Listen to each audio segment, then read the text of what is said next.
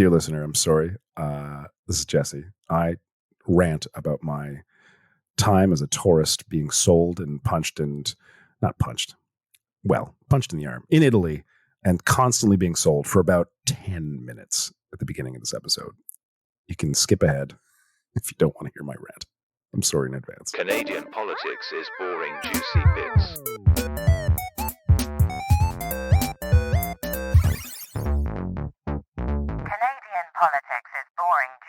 Hello and welcome to Canadian Politics is Boring. This is the episode. This is the Juicy Bits, which is like the normal show, but much shorter and much more reactive to the news. Oh boy, why are you just? Yeah. It's like just. I love the fact that you're in the studio all by yourself. You look so tiny. It's like the camera's a really wide angle lens. It's just like a very lonesome. The LED lights are still turned purple from the last clients who were in here. That's their brand colors. Looks great. You look like I just didn't change. You look like a Twitch streamer, man. It's awesome. Thanks. There are 3 other cameras in this room, and I just didn't turn them on. I just turned the wide on. So okay. Update. Italy, Jesse. What's going on? Everyone loves it. Italy, Jesse. Fucking hell, I got a lot to say about this. Do this time? It's driving me to drink. Today is the last day I have for filing my corporate taxes, which is super fun. And I've been spending the past hour and a half just looking for software, which exists. But God, I don't want to talk about taxes. I need wine. And then I'm going to do my taxes. I'm going to drink wine. Do you know what? Nothing excites. Nothing what? Nothing excites our listeners like talking about taxation software. That's a good point. Good. Let me drink some wine and I'll talk about Italy. Yeah. Jesse is drinking a lot of wine. So he went to Italy mainly to the experience he's going for, this spiritual journey to Italy is mainly to go, what is it like to be a European alcoholic? Essentially, yes. And that's the life he's living. Yep. It's been fun. Nothing but pizza and wine for days on end. I have thoughts on Italy. I really do. And I've been in Italy for over a month and a half. Naples is the worst. I can't stand the city. It's so busy, noisy, filthy, dirty. It's just, and it's like so the tourism tagline, Naples, it's the worst. It's the worst. But okay, I don't know what percentage of people in Italy are not from Italy, are tourists, but I'm betting that it's high. I'm willing to wager it's a high number because I've been here for a long time. Now, certain cities are different. A lot of cities are different, but the big ones, Milan, Naples, Palermo, maybe Palermo less so. They feel to me that they're built, their infrastructure is designed almost entirely around selling shit to tourists. And I feel like the average Italian has been inundated with so many fucking tourists in their neighborhood that they've all developed this sort of mentality of we must be selling to tourists all the fucking time. Not only that, but they fuck with us. Okay? I swear to God, I'm saying Italian words correctly. Okay? And they're just pretending to not understand me all the time. Il conto, the bill. Il conto. They're like, what? Il conto. What? Qua? Il conto. Oh, il conto. I'm like, yeah, what the fuck do you think? What was I saying? I was saying exactly what you just said. This happens constantly. Do you know what? All I can think is, wow, Jesse, what a wonderful experience you're having. You're really grown as a person. Let me give you an example. I went to a cute little island off the coast of Naples, Capri. Okay, beautiful island. I had some delicious. Also, the name of a great British car in the 70s. And a drink. The Ford Capri. Yeah. So I went there. It's a beautiful little island. Met a gorgeous Ukrainian girl who helped give me directions. I had some delicious pizza. Had a great time. Now, this is where I'm talking about what the whole fucking with tourists thing. Okay. I'm convinced this is a thing. I'm convinced this is a cultural thing that people just do. So there was a cable car that went up the mountain. And at the bottom, you go to the bus station where they sell tickets. And me and Oliver, a man from, I forget where, the UK somewhere, we both asked the ticket agent, how do we get to the cable car? And you take a bus. Okay, how much is the bus? This is how much the bus is. You pay me for the bus, and there you go. The bus is over there. Great, thanks. Paid for the ticket. Went to the bus. I asked the bus driver, hey, is this the bus to the cable car? Yes, it is. Great. We drives all the way up to the top of the mountain to another city center. We about to get off the bus, ask the bus driver again, where is the cable car? He points. It's over there. Great. Thank you so much. Oliver and I go over. We walk to the cable car where there's someone waiting there to tell us Oh, we're sorry. The cable car does not run during the winter times. Now, do you fucking think on this small island that the ticket office and the bus driver didn't know that? There was Bristol Zoo in the UK. We used to go there all the time, and when you went there, there was a little hut on the entrance on the way in. So we go there, and then what would happen is you would there'd be a guy sat in this hut, little old man, and you'd pay him like, I don't know, maybe like £1.50 or £2. It wasn't a lot of money. Right. It was a couple of quid to go in there and to park. Turns out Yeah. that he'd been there for 25 years. He was nothing to do with the zoo. The zoo assumed that he was something to do with the government. The government assumed he was something to do with the zoo. He had nothing to do with any of them. He just turned up one day with a hat and started charging people to park there and got away with it for 25 years. I've heard of this story before, and I love it so much. I remember paying him. I remember getting a ticket off him and putting it in the car. None of this was official. You just had the balls to go, well, no one questions a hat and a high-vis jacket. That's so fucking funny. So I love that. There was I love that story. So anyway, sorry. Are we going to? Yeah. Well, I'm having fun in this conversation, but we did have a purpose. Okay, fine. Well, you wanted to know about Italy. Tell me about the top of the thing that you said we're about to talk about. The top. Oh, just to Capri. Capri. If you want to walk down Capri Island from the top city, like there's a bunch of different centers, and at the top of the mountain there's a center with lots of stuff to buy, of course. And if you want to walk down, you can, according to Google, and took one path, and oh no, it's locked off. It's locked, like the chain, like there's a locked gate. This was a public path, but it's now locked with a padlock. Oh, don't worry, there's a second one. You go over to the second one, also locked with a chain and padlock. These are the ways to walk down the island, unless you want to walk down the only main road, which has no sidewalks and large trucks coming right up and down the whole thing. So they've blocked off the public access for walking back down the mountain for no discernible reason whatsoever. And the only way to get back down, you guessed it, buy another fucking bus. It's, oh God. Anyway. They saw you coming a mile off. Everybody. It's just nonstop selling. It's constant. It's called the tourism industry.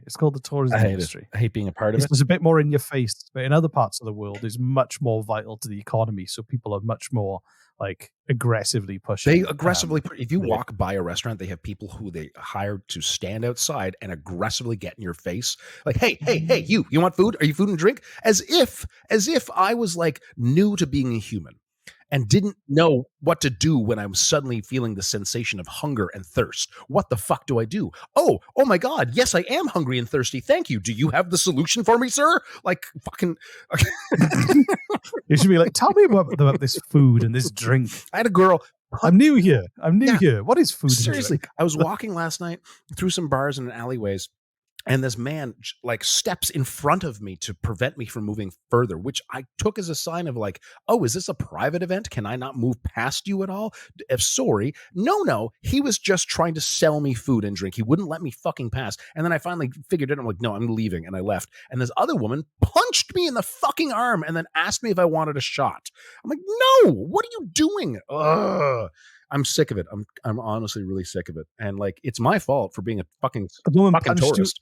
Like they're probably so sick to death of the tourists that this is their mentality. Like, just fuck with them all. And I can't blame them if there's this many of us. You're there to be exploited. That's why you're there. Yes, we are, right. And you know, just the whole settlement. I remember I was on a years ago. Me and my wife were on holidays in Greece. Well, before we were married, I think we were like 19 at the time. We went to Greece when we were just sat on the beach. And what happens is people come and sell to you while you sunbathe. Unreal. Yeah, no, I fucking. I remember I bought a watermelon and a pirated copy of Batman Begins. It was great. We went to the beach and there was a man. There was like 7 different people stretched out on the beach trying to sell you blankets for €5. And we'd say no. And they just keep repeating the price, €5, €5. And we say no, €5, €5, €5. And finally I cracked. He's trying to get you to haggle with him. I guess, but like finally I just cracked. He's not just saying the number. He wants you to start going €1 and he'll go €4. I didn't know that. That's interesting. He's not stuck on a link. I fucked with him a little bit. He kept saying €5, €5, €5. And I turned to him, I'm like, €5? And he's like, yes. I'm like, no. It's like, obviously, next time go like, 6. I'm fucking hearing you. 6, no, 7, €10, 10, 12.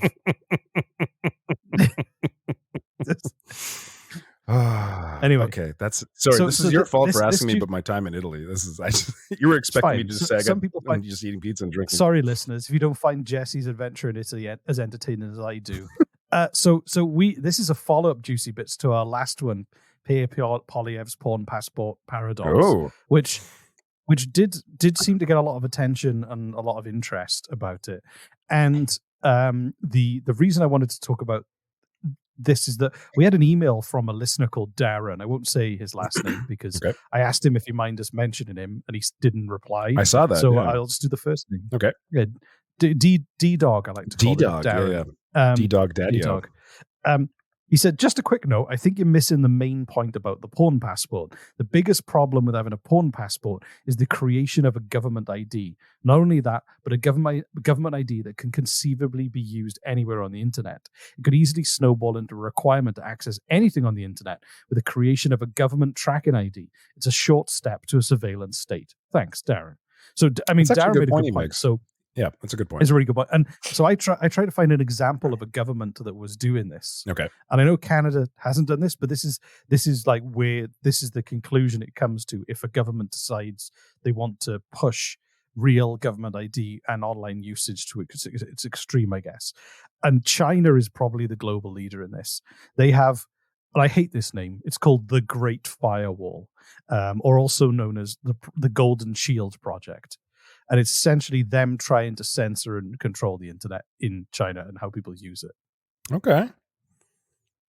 But I mean, So, like that's totally different, though. China's completely different from Canada. They're enclosed. They are like, as you said, they are a what did you call them? A authoritarian regime. No, you mentioned it before. The fact that they're like everybody's spying on everybody. What's the term for that? There's Yes, they are. Yes, yeah. Well, and that's it. So what happened was, I think in the early 2000s, some professor said he talked about they should ban anyone from being anonymous online. That's when it kind of all started, and then by what was it?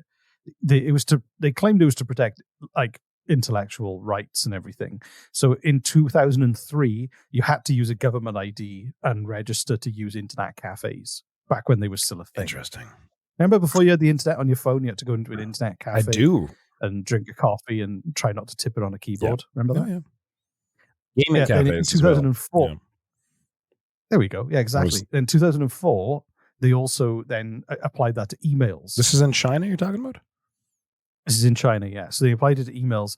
And then also in 2004, websites. If you wanted to kind of like set up a website, you had like, there was a real name in government ID system. Amazing. So you could know who, and you couldn't like hide behind a network of pseudonyms and companies and stuff. And then by 2013, China's internet police was 2 million members strong. Wow.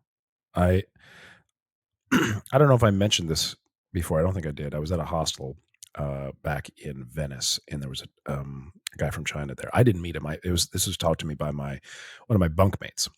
I forget where he was from, and he was talking to him, and the guy was on like I don't know, vacationing from China is very difficult, from what I've been told. What are you doing? You're on your phone. I'm looking at I'm looking at some more stats. I'm looking at some more stats. It's going on TikTok. No, I'm just looking at some more stats. I was updating this. I was sending myself a file. Okay. Shut your face. I'm listening to you. Okay. So, but there's no YouTube in China. You can't access it at all. And apparently leaving the country is very, very difficult. And so what a lot of Chinese people will do is they'll go from one place in China to another place in China. But due to the way that flights are rerouted, sometimes it will temporarily leave China and go for a layover for a few hours at another airport in another country.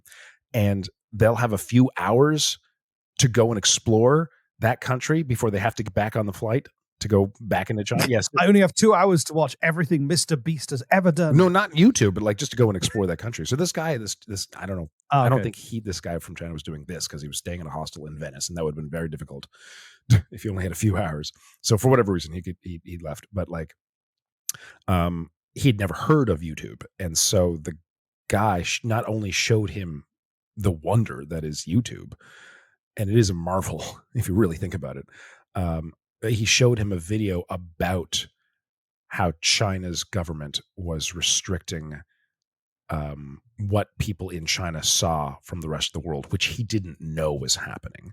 And so first he was shown YouTube, and then he was shown that video in YouTube, and his eyes just widened, and he's like, "Oh my God, I'm sorry, I need to process this. I need a moment for Exactly, myself." Yeah. So yeah, China is like an extreme example, but at the same time, like they've created a pathway or a model of how you can implement. They've been doing it for 20 years, like how you can implement online control with real IDs. And I'm not saying that like that's what's going to happen in Canada, but it is possible. Is my point. And the point that Darren was raising is that first of all, it'll be porn. Then what's next? You know, It's in the terms whole, of, it's like it's not, how do I put this? There's two ways of looking at it, which is, do you think it's likely it'll happen versus, do they have the ability to do it if they want to? It's like giving a 3-year-old a butcher knife. Is the chance that he's going to break into your bedroom in the middle of the night and stab you in your sleep high? No, it's very low. Do you think it's a good idea to give the kid a butcher knife in the first place? Probably not. So like I don't think that Canada will suddenly like go down a very, very, very quick steep slope to China if that happens. But do we want to give them that possibility in the first place? Yeah, and also I think like China's intention is to censor and control. It's obvious that they try to censor and control.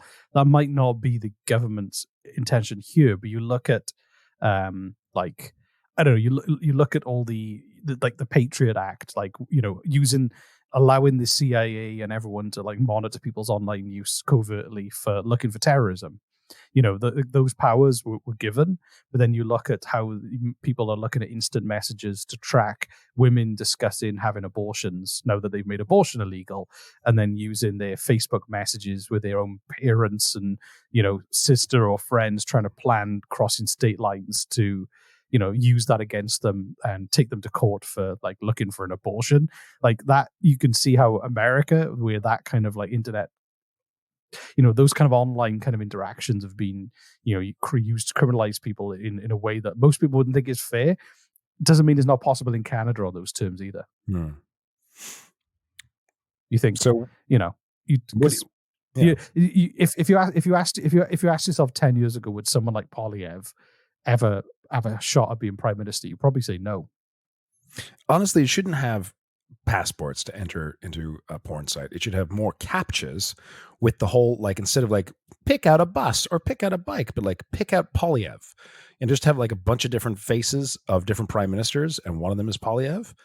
If you're too young, you're not going to know who the fuck he is, or care. No, exactly. I mean, I suppose you have Google, you could do that, but like, if you're smart enough to put a porn on, you're smart enough to Google.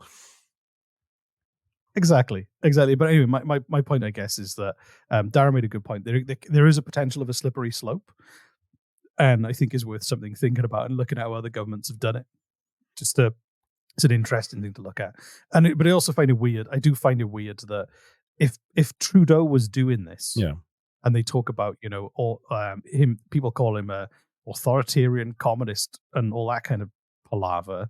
Then if he was doing it, and they were attacking him for it, that feels like that's the right way, the position for this to be, for like Trudeau trying to bring in IDs and for Polyev to go, no, freedom. I find it totally reversed in this situation. It's kind of weird. It's not weird at all. It's politics, man. This is what they do. It's a giant fucking game, and the majority of people still don't see that. It's like people who think wrestling is real. Okay, the majority, thankfully, majority of kayfabe. Is it kayfabe? Is that what it's called? I don't know, but when people genuinely believe that what they watch during a WWE event is real, not scripted. I think those people are children, or right. Well, that's people with a BA honors degree in coloring in. That's how people regard our politicians, as if they actually mean what they say, as if they actually do have our best interest at heart, as if they're not doing this just for the money and the power. Like, they believe this. They actually believe it. it's all a game, man. It's none of it matters. None of it. Okay? It's all just a back and in forth. conclusion, nothing matters, so it's fine. Do you know what? You remember like being in school and fake IDs were a big thing. You can make a lot of money if you're good at making fake I've never IDs. come across I that. feel like there'll be a whole new industry with fake IDs. Oh, that's smart. I like that. Yeah. Okay. So, dear Let's listener, get into the illegal government fake ID game. if you, dear listener, if you have a juicy hot take on this porn passport from Polyev, leave us a SpeakPipe. Speakpipe.com/Canadian politics is boring. It's like a voicemail. You don't have to sign up for anything. You don't have to leave an email. You don't have to leave your name. You can do it in 5 seconds. Super fun. We'll put it on the show. Okay, that's it. That's what I was going to I got another suggestion. I'll put Pierre Poilievre's email address in the show notes, and if you're going to look at porn, just take a selfie with your genitals in view and email it to him so he knows. Please tell me you have his actual email address. Is that a thing? There's no way that goes to him. I'm sure there's like a leader at conservativeparty.ca or something. Probably, I'll find it. Okay, perfect. If perfect. you're going to masturbate, just keep him in the loop because he's worried. Maybe hold a piece of cardboard that says "I am not a child" or something. I love this idea, Reese. This is great. This is why you should be running for politics. Honestly, you have all the good ideas. Exactly. Yeah, well, this is a very long. Maybe hold like that sign in one hand and a can of beer in the other, so he knows you're definitely 18 or over. So anyway, bye everyone. Bye everybody. Fucking hell. Canadian politics is boring, juicy bits.